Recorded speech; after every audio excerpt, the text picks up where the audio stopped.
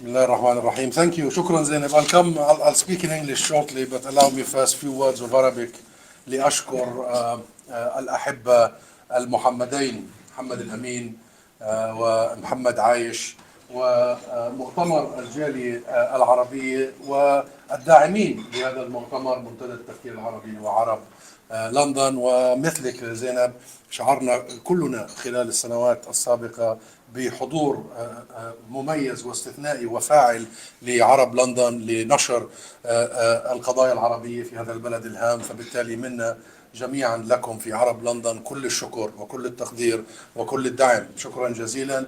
وأيضا شكرا على تنظيم هذه اللقاءات الرمضانية في هذا الشهر الفضيل والكريم. تجمعون بأحبة كثر من الجاليات العربية، ونرى هنا أحبتنا من الجالية الفلسطينية في كل مكان.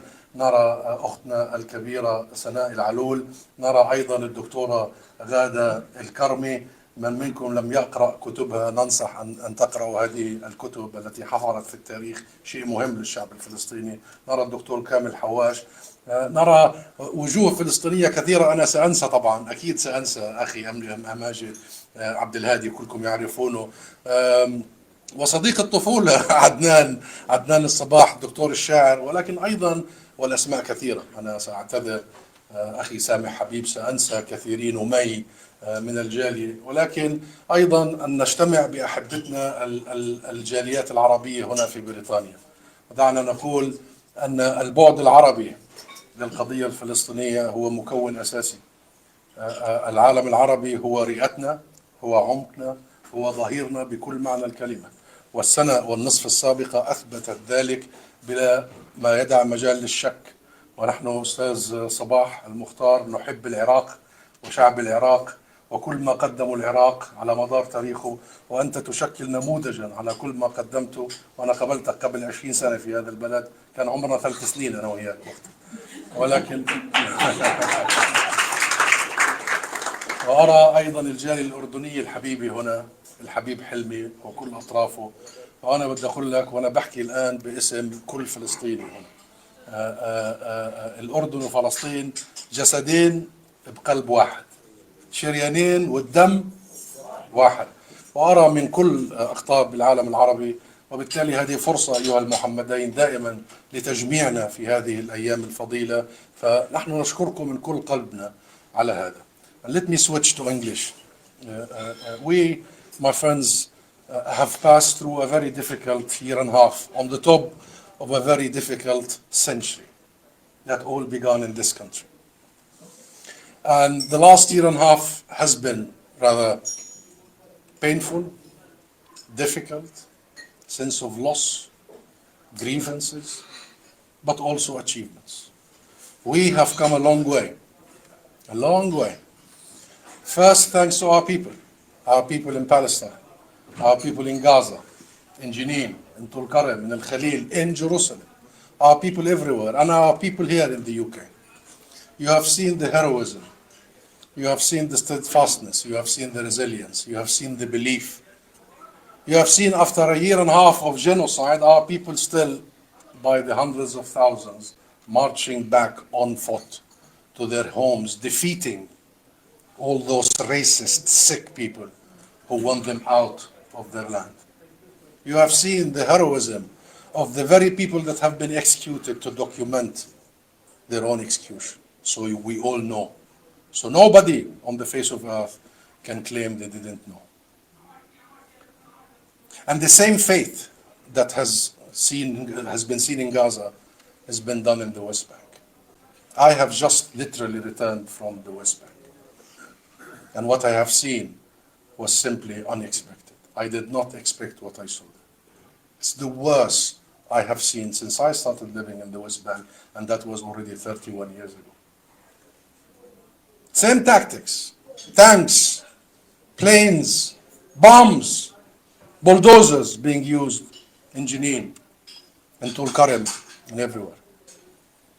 As you all know, 40,000 have been already displaced from Jenin and Tulkarem. The same ideology, the same plan, the same toolkit, the same playbook. all for ethnic cleansing, all for depopulating Palestine of its native population. The only difference is, and I must warn of that, is that less attention, unfortunately, is being put on the West Bank by international media particularly. And therefore, I also saw there the heroism of our people everywhere, and how our people in Jenin and in Tulkarem and in Ramallah and everywhere embraced those who have been affected. Our churches in Zababdi in Jenin opened its doors. Our mosque, our families. But second was our Arab brothers and sisters, our depth, our lungs, as we call them. And we have seen in the last year and a half the depth of the Arab people's support to our cause, everywhere. From Iraq to Yemen, from Lebanon, and the Lebanese have always paid the high price for being with us. But we have also seen, like never before, international solidarity. We have seen, like never before, mobilization and action. And I must add my voice to you and allow me to mention few here who have been there in the fight, who have made the achievements that we are now at least celebrating. I will start by mentioning our good friend Ben Jamal. And Ben, please, yes, please. Ben, you and your colleagues at the Palestine Solidarity Campaign and all the partners that you have, all the organizations, have turned London and the UK into the epicenter of global solidarity. You have turned London into the center of activism, of pressure on the government, and I tell you, the scenes you have produced to the world have really inspired everybody. And the most, they have inspired Palestinians. You have delivered the message from the first day that Palestinians are not alone. To have 1 million people marching in the streets of London in one go has been history. And as you remember yesterday, the last national demo, I said, not only you are on the right side of history, but you are making history. Because remember, and we all need to remember, South Africa would not have been liberated without the anti-apartheid movement. And guess where was the center of the anti-apartheid movement? London. And London and the UK is very relevant to us because our agony started here. It could not be more relevant. And therefore what you do, Ben, and all of your brothers and sisters and colleagues could not be more important. So allow us all to bow and thank you. But also we see people who have taken on their own selves the task of going there, attending to our wounds, doctors, and I have had the honor of receiving many of them, but we have one of them here, John Smith. Please put your hands together.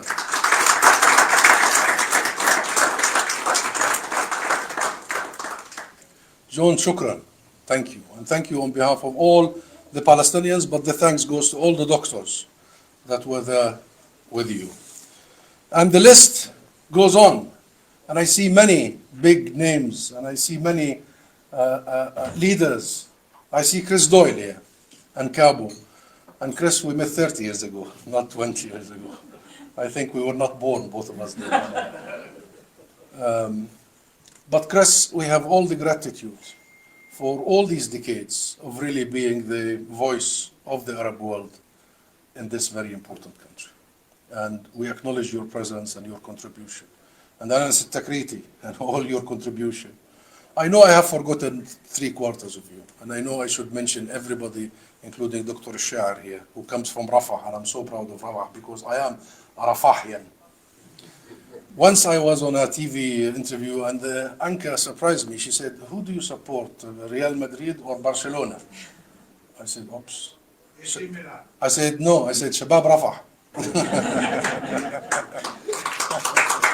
So, and I see many from the media here, and I know how much it has been difficult for you in the last year and a half, from Arab London to Yusuf Al-Helu here, that we really appreciate all the stuff that you have been doing.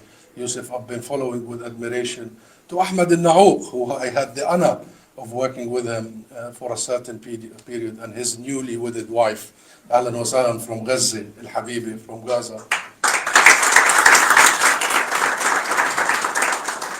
To this very heavy table of media gurus, without going back to names, to journalists from Palestine TV at the back there. I know you have done a lot in the last year and a half. I really do.